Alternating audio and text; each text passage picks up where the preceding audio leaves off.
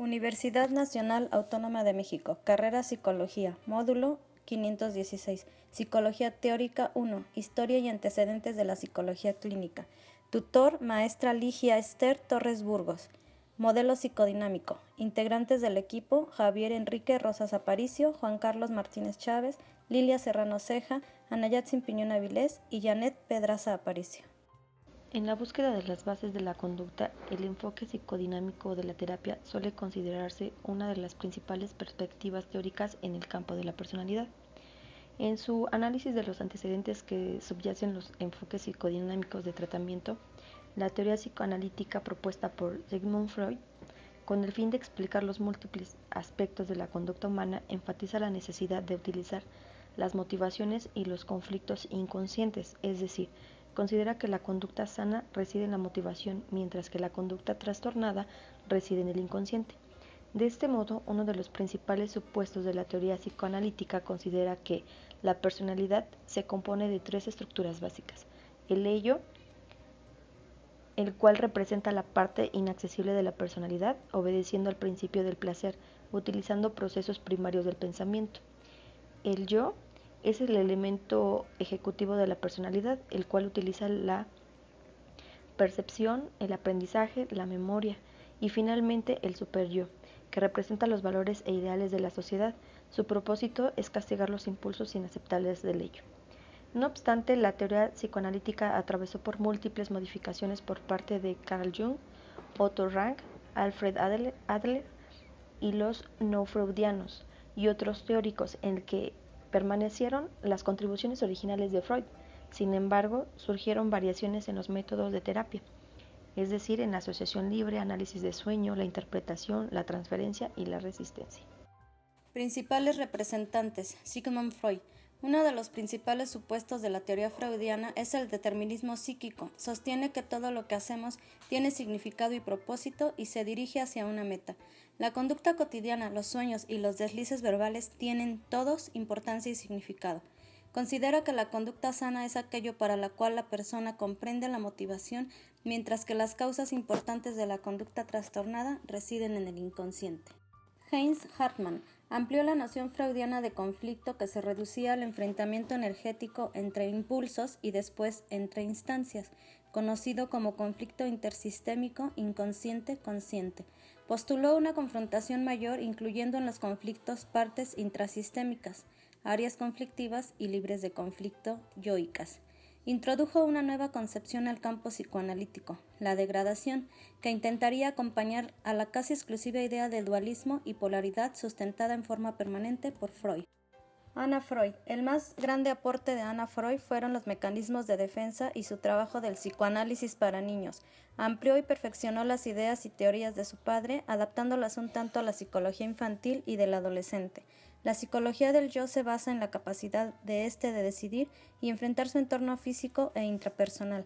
El ello está constantemente atacando al yo, y esta psicología lo que busca es reducir ese estado de ansiedad o tensión para que el sujeto logre tener un dominio de su vida.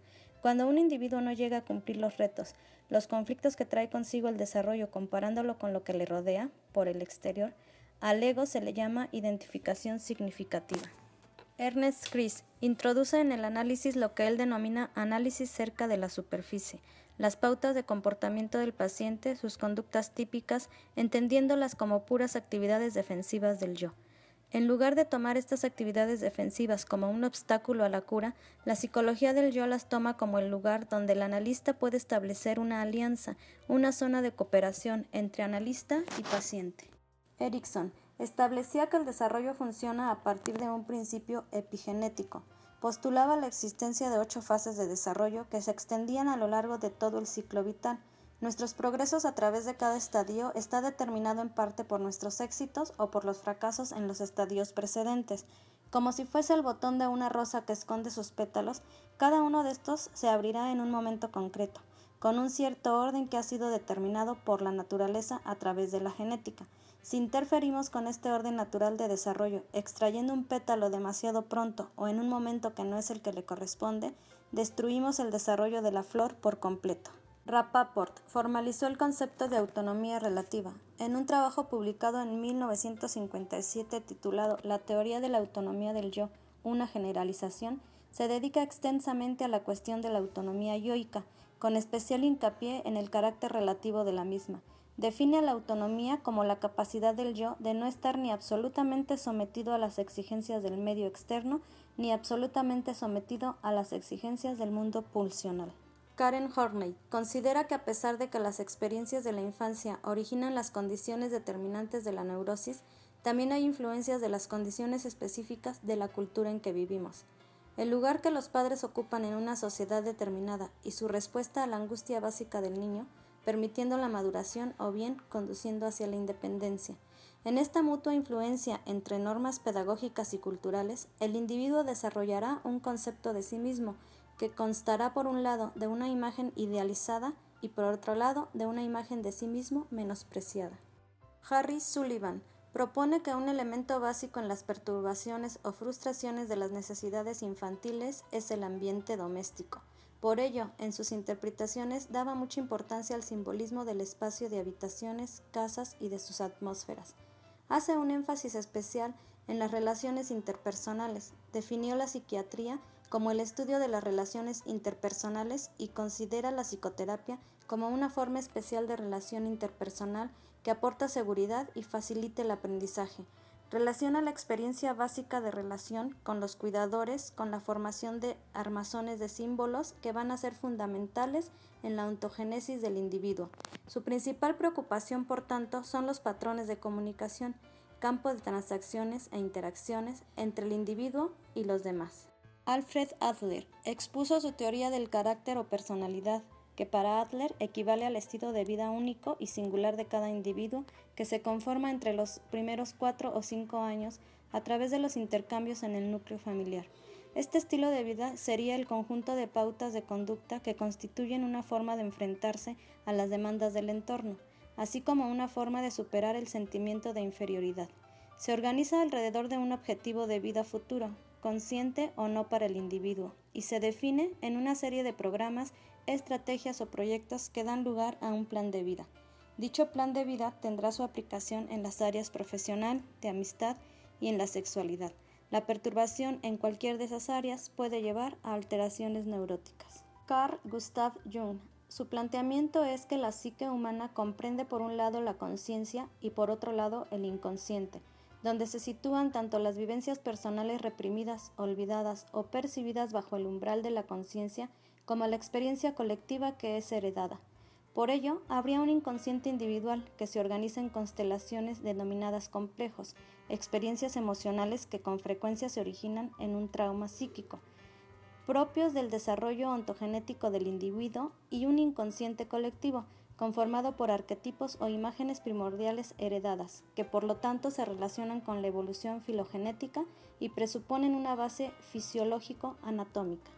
Melanie Klein hace hincapié en el estudio de las fantasías fundamentales en una etapa temprana del desarrollo del niño, preedípicas, relativas por tanto a las relaciones objetales primitivas. En esta teoría se establece que el sujeto se relaciona con el medio a partir de las sensaciones e impulsos que siente y proyecta sobre los objetos de su impulso.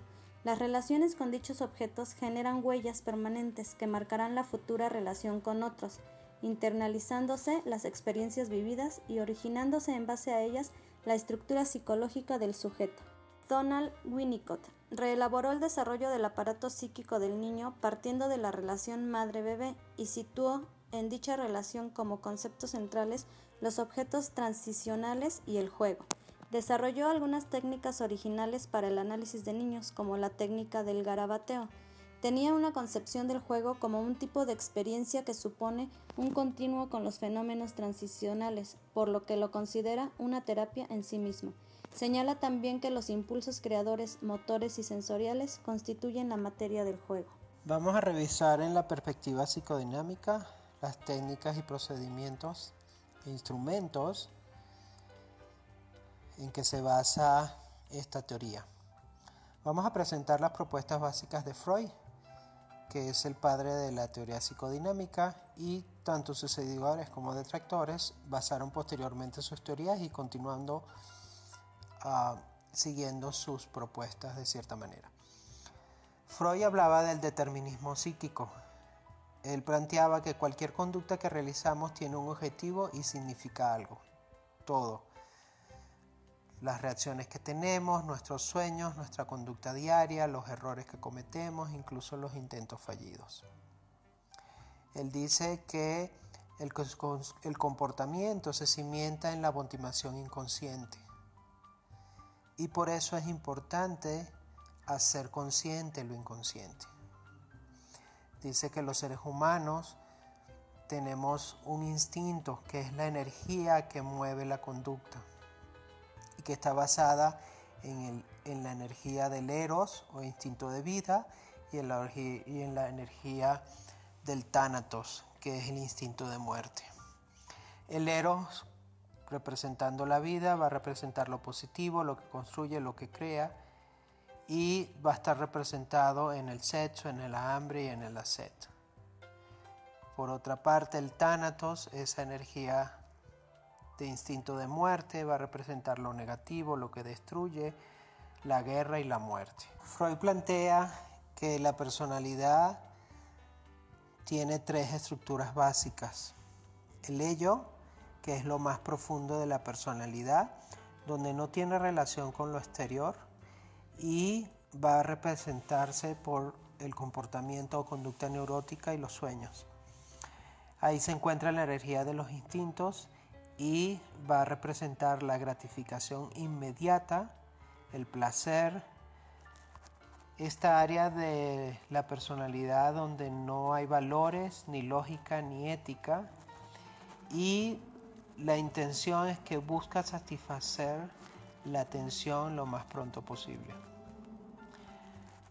Como segundo tenemos el yo, segunda estructura básica, y es lo que ejecuta en la personalidad, es estructurado, organizado y usa lo racional, basándose en lo aprendido y en la memoria.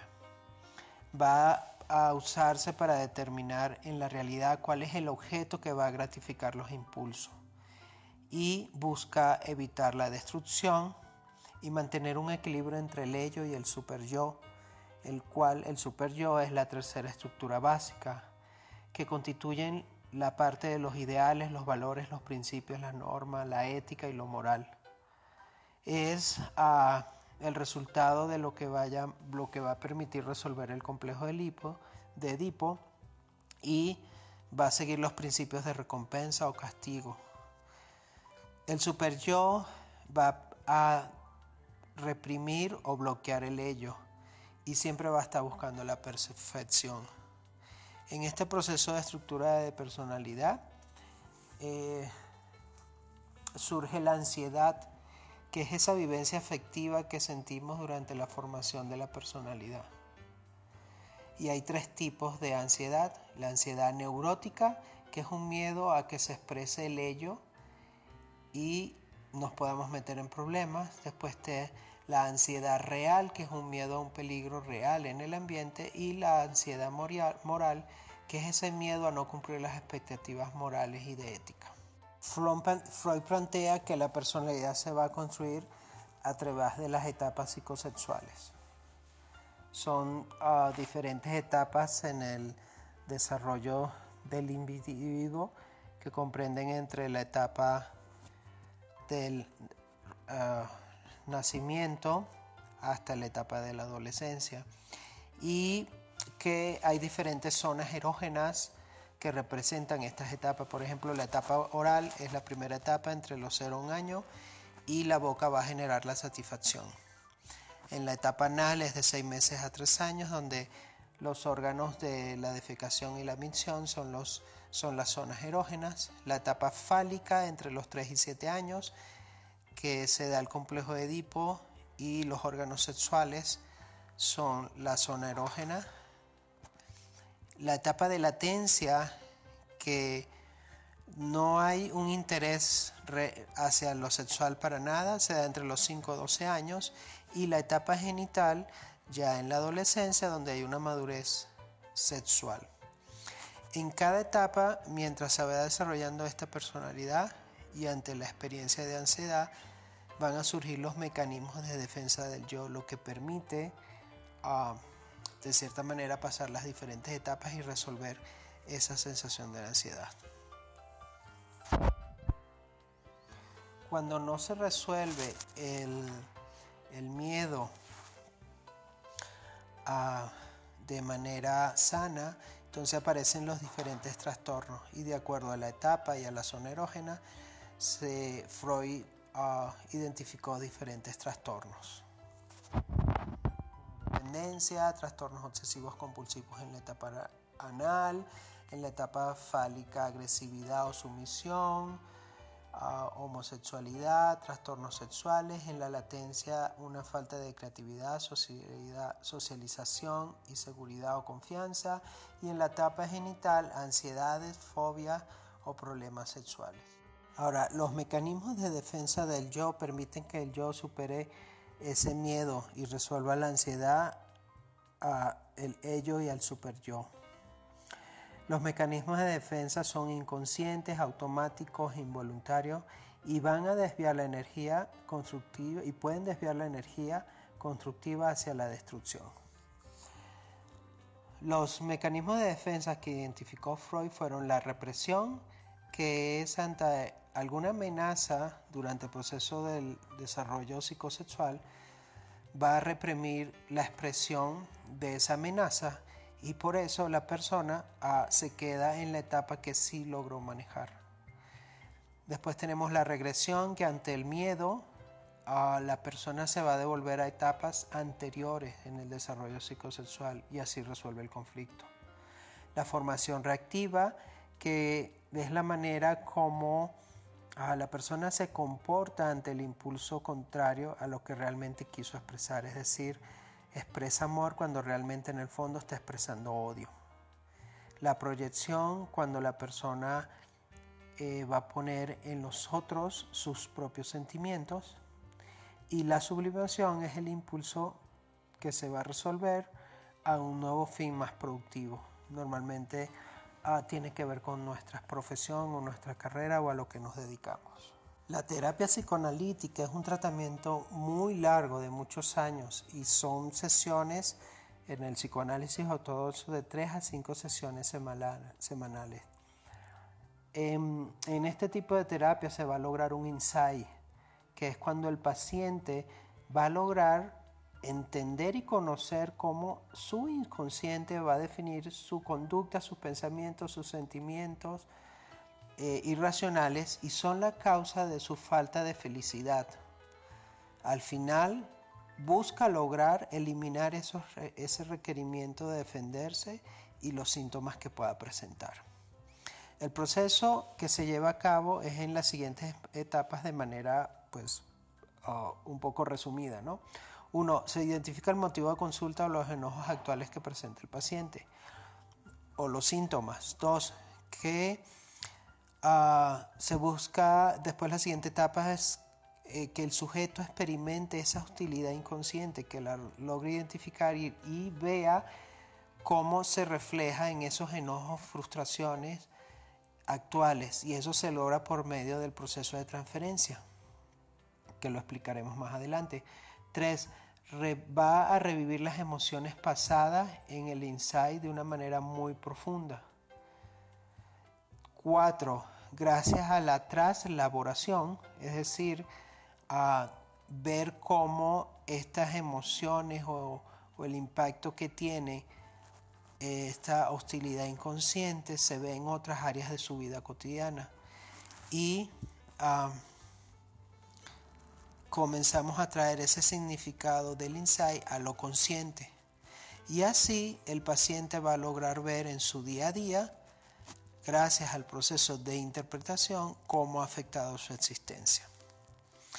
El tratamiento tradicional de psicoanálisis es con el paciente acostado en un diván y el terapeuta no es visto por el paciente. O sea, esto permite que el paciente esté en la conversación y en la asociación libre y durante el proceso, y no sea interferido por la presencia del psicoanalista, ¿no? Mientras el psicoanalista va a estar escuchando la conversación de la persona y puede realizar ciertas intervenciones muy cortas que van a estimular el proceso Otra de las técnicas que se utiliza en la perspectiva psicodinámica y en el psicoanálisis es la psicopatología de la vida cotidiana. Freud plantea que todas las conductas que mostramos son una expresión del inconsciente. Por eso Freud le da muchísima importancia a analizar e interpretar los errores, los intentos fallidos al hablar, los accidentes cotidianos en la conducta, el olvidar las cosas, ya sea en el mismo consultorio mientras el paciente está conversando o fuera del consultorio. Otro acceso durante este proceso psicoanalítico es traer presente al paciente la resistencia.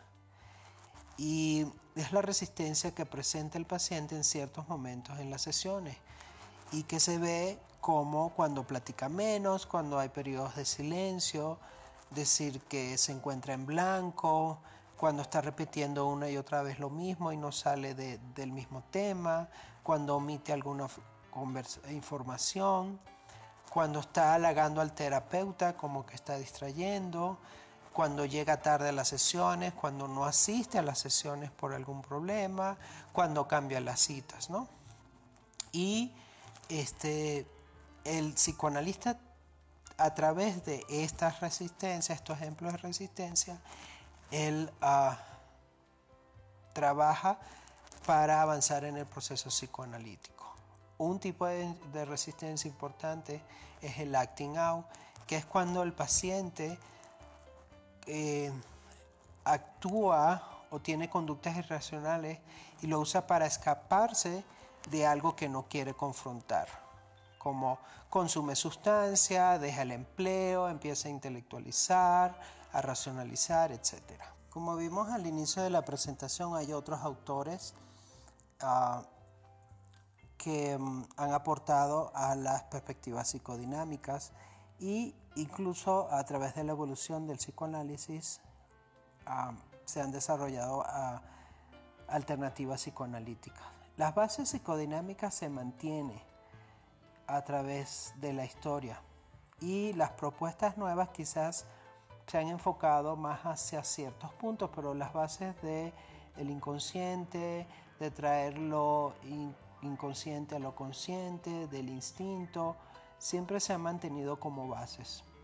Y las nuevas propuestas, algunas plantean mayor importancia en los sueños o en los simbolismos, otras en el enfoque del trauma al nacimiento, en la cultura y en las interacciones sociales o el aprendizaje, otras dan importancia al miedo o al miedo a la soledad e inseguridad como adulto, otros al análisis del yo, buscando reeducarlo y adaptarlo en el presente. Pero realmente se puede decir que la evolución se ha vuelto un poco más flexible, ¿no? Donde hay menos sesiones, se tarda menos años, el terapeuta está sentado frente al paciente, hay otros que usan fármacos, incluyen a los familiares o incluso las sesiones se dan con las familias, ¿no?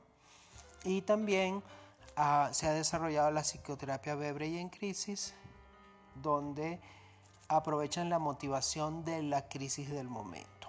Uno de los principales aportes que ha tenido el psicoanálisis a la psicología es la utilización de sus técnicas e instrumentos.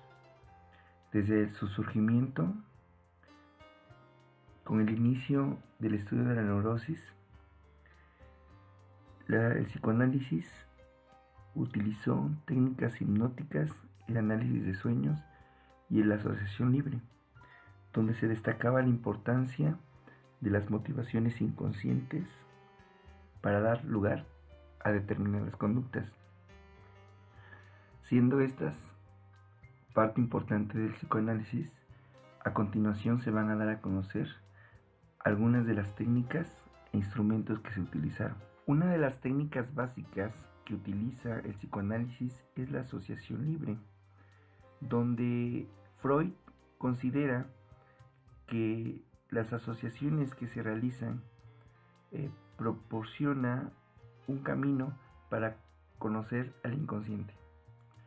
Estas asociaciones, a su vez, responden a principios de conexión, existiendo distintos tipos. Por ejemplo, la contigüidad, es decir, cuando el paciente evocaba algún hecho o algún suceso semejante al que le había ocurrido durante su niñez o en etapas anteriores de su vida, mediante un tipo de asociación.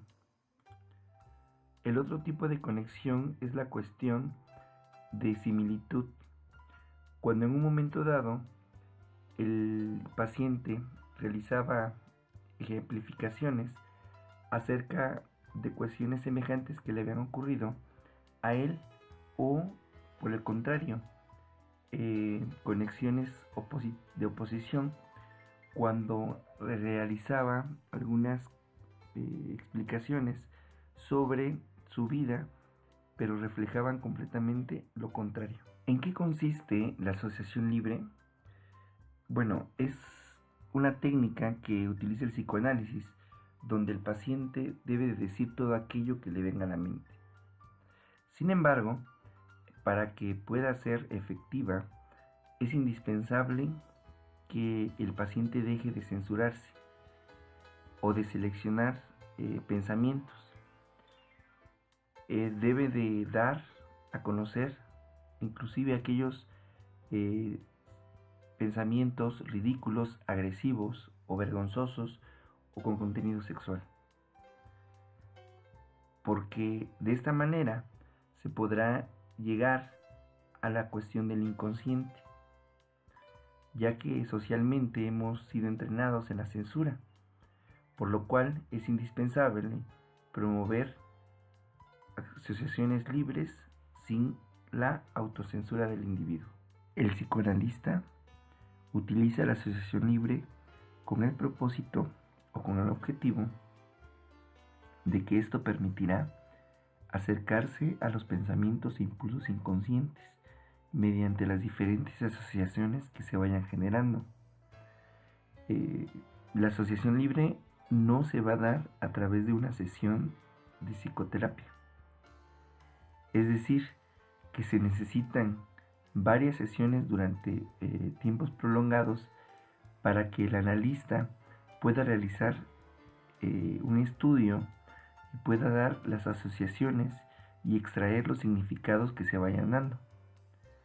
Los recuerdos de experiencias de largo tiempo, a veces por el paciente olvidadas, son indicios de la personalidad y su desarrollo. Por eso es muy importante el establecer un proceso de la asociación libre. Otra de las técnicas del psicoanálisis es el análisis de sueños, que está muy relacionada a la asociación libre. Según Freud, los sueños revelaban la naturaleza del inconsciente, y los psicoanalistas también consideran que estos están cargados de deseos. Los sueños también, según la teoría psicoanalítica, es que proporcionan claves importantes acerca de los sentimientos y deseos que se tuvieron en la infancia o que se tuvieron alguna situación traumática. Durante el sueño es muy importante que se considere que se relajan las defensas acostumbradas que tenemos a veces al decir o al expresar algún sentimiento, y puede resultar muy productivo el utilizar este tipo de técnica para conocer los deseos inconscientes. Para poder analizar un sueño es importante dos características que debe de tomar en cuenta el psicoanalista. Primero, el contenido manifiesto. Este contenido manifiesto representa todo lo que sucede durante el sueño, es decir, que el paciente va a describir lo que observó, lo que percibió durante su sueño. Y el otro concepto muy importante es el contenido latente. Se refiere al significado simbólico del sueño. Para poder llegar a una interpretación del sueño o de un contenido latente, se le invita al paciente a hacer una asociación libre acerca de su sueño. Cabe aclarar que un solo sueño no va a dar determinada información o ya voy a conocer el inconsciente del individuo o las razones por las cuales muestra determinado comportamiento, sino que se dan a través de un análisis de un conjunto de sueños. Uno de los problemas que se enfrenta el psicoanalista es que muchas veces el paciente distorsiona los sueños.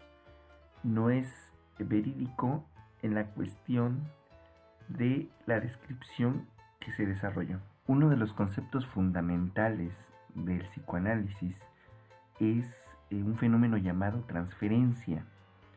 Esta transferencia se va a originar cuando el paciente reacciona ante el terapeuta, es decir, que lo va considerando como una figura importante en épocas anteriores, durante su infancia o en épocas anteriores, etapas de su vida. Esa transferencia puede asumir muchísimas formas, puede asumir determinada persona que existió en su infancia, y puede también ser de dos tipos. Una transferencia de tipo positiva, cuando va a permitir una mayor confianza, un mayor acercamiento, una figura amena, una figura que brinda seguridad al paciente, y por el otro lado una figura negativa, una transferencia negativa, en la cual va a ocasionar que durante el desarrollo de las sesiones de terapia va a estar el paciente a la defensiva, ya que lo va a considerar como un enemigo, como algo no confiable, y esto va a impedir que se logren los objetivos de la terapia. Un terapeuta realmente sensible ante lo que le está diciendo el paciente puede identificar diferentes tipos de transferencia, ya sea positiva o sea negativa. Esto se va a utilizar, esto se va a llevar a cabo mediante otra de las herramientas fundamentales del psicoanálisis, y esta es la interpretación. Por eso es indispensable que el terapeuta se vaya afianzando sobre estos dos tipos de procesos, tanto la interpretación, tanto con la transferencia. Un concepto clave dentro del psicoanálisis es la interpretación.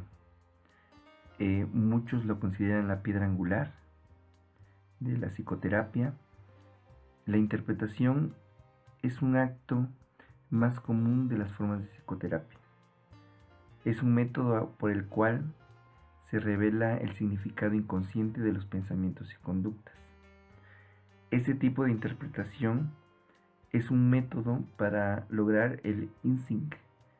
Es una situación de comprensión de las situaciones que revelan la conducta que se va presentando en los individuos. Formación profesional.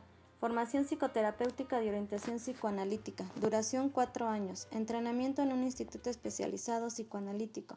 Para titularse debe tener un grado médico y residencia clínica. Requieren doctorado para laborar de manera independiente. Los objetivos de la supervisión son el que el analista aprenda a evaluar la propia labor analítica y a lograr un insight pedagógico dentro de una alianza de aprendizaje con el supervisor, por lo que el insight del análisis es terapéutico y el de la supervisión es pedagógico. Requiere amplio conocimiento y capacidad de límites éticos para el trabajo analítico. Conclusiones. Los modelos psicodinámicos están basados en los trabajos de Freud. Se les llama psicodinámicos porque la teoría que lo fundamenta sostiene que la conducta es el resultado de una serie de movimientos e interacciones que se producen en la mente de las personas. La mente estimula la conducta, pues tanto la mente como la conducta influyen y son influidas por el medio ambiente del sujeto. A menudo son procesos de los cuales no somos conscientes. La metodología derivada de esa concepción apunta a la exploración y objetivación de ese mundo interno, del que el sujeto no tiene conocimiento, considerando lo inadvertido o inconsciente de la conducta como un componente esencial de la misma, precisamente por considerar que lo inconsciente lo que da sentido y soporte a la conducta manifiesta. Finalmente puedo concluir que el modelo psicodinámico es una perspectiva teórica importante dentro de la psicoterapia. Su principal contribución está enmarcada en la terapia psicoanalítica representada por Sigmund Freud, quien sostiene que todo lo que hacemos tiene significado, y para ello y con el fin de explicar la conducta humana enfatiza la necesidad de utilizar las motivaciones y los conflictos inconscientes del individuo. De igual manera considera que la determinación del carácter y personalidad atraviesa una serie de etapas psicosexuales de desarrollo, señalando que si se experimentan problemas en cualquiera de estas etapas, estos pueden causar conductas trastornadas. Por ello, dentro de las intervenciones psicoanalíticas, la finalidad es la eliminación de problemas desgastantes, la reducción de las defensas y controlar al inconsciente a través de múltiples herramientas diagnósticas, como es la asociación libre, el análisis de sueños, la resistencia, la transferencia y la interpretación. No obstante, a través de los sueños se han producido cambios en la terapia psicoanalítica, en el que las doctrinas freudianas ya no son tan rígidas, ya que reduce el número de sesiones, es decir, las psicoterapias son breves. Además, ya no requiere de la asociación libre de manera imprescindible, así como la importancia de los sueños se reduce. Sin embargo, es importante mencionar que las contribuciones originales de Freud a la psicoterapia permanecen. Otra de las conclusiones que vemos con esta revisión que Freud es el padre de la perspectiva psicodinámica y del psicoanálisis. Su gran contribución se basó en afirmar que cualquier conducta que realizamos tiene un objetivo y va a significar algo, y que los comportamientos son el reflejo de lo que pasa inconscientemente. Por eso, para resolver cualquier conflicto psíquico y malestar, es necesario hacer consciente lo que está inconsciente. Freud señala que la energía del ser humano se cimienta y está entre el impulso constructivo de vida, eros, o en el impulso destructivo de muerte, tánatos. Y a partir de aquí, durante todas las etapas psicosexuales que se desarrolla la personalidad entre el nacimiento y la adolescencia, ¿verdad?, se pueden encontrar tres estructuras básicas. El ello, que es la satisfacción inmediata; el yo, que es la gratificación productiva y sana en la realidad; y el superyo, que se basa en lo moral, la ética y los valores. Ante esta lucha de un equilibrio entre el ello, el yo y el superyo, el yo logra funcionar gracias a los mecanismos de defensa que se desarrollan. Entonces, el psicoanálisis nos va a permitir, a través de las técnicas de asociación libre, transferencia, interpretación, análisis de los sueños y de la psicopatología de la vida cotidiana, que el paciente logra ser consciente la experiencia inconsciente dolorosa. Este es un proceso largo, profundo, activo, intenso y curador, con el fin de que la persona logre conductas sanas. Conclusiones. El modelo psicodinámico en la actualidad continúa contribuyendo con los tratamientos de los trastornos psicológicos del ser humano. Sus técnicas siguen siendo eficientes dependiendo de la problemática que presente el individuo. Por ello, es una de las herramientas que cuenta el psicólogo para lograrlo. Sin duda, Freud aún sigue presente con sus grandes aportaciones, que si bien con el transcurso del tiempo se ha ido modificando, prevalece la esencia de sus métodos y técnicas para la mejoría mental y física del ser humano. Las técnicas aplicadas en los procesos para interpretar el inconsciente del individuo, como sería el caso de la asociación de palabras y la interpretación de sueños, siguen siendo utilizadas en la actualidad como un medio para comprender la mente del individuo y entender los diferentes trastornos que puede presentar a partir del psicoanálisis.